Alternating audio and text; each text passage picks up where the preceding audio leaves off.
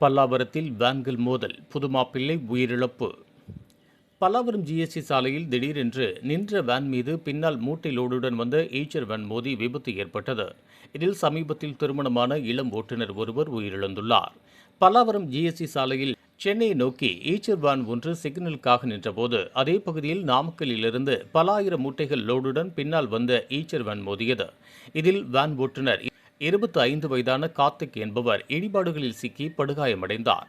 15 நிமிட போராட்டத்தில் கார்த்திக்கை மீட்ட அக்கம் பக்கத்தினர் தாம்பரம் அரசு மாவட்ட தலைமை மருத்துவமனையில் அனுமதிக்கப்பட்ட நிலையில் அவர் உயிரிழந்தார்.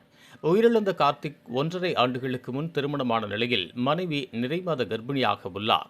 ஆனால் விபத்தில் சிக்கிய வேனில் மூட்டைகளுக்கு சேதமின்றி தப்பிய விபத்தில் சிக்கிய ஓட்டுநர் உயிரிழந்த நிகழ்வு பெரும் சோகத்தை ஏற்படுத்தியது.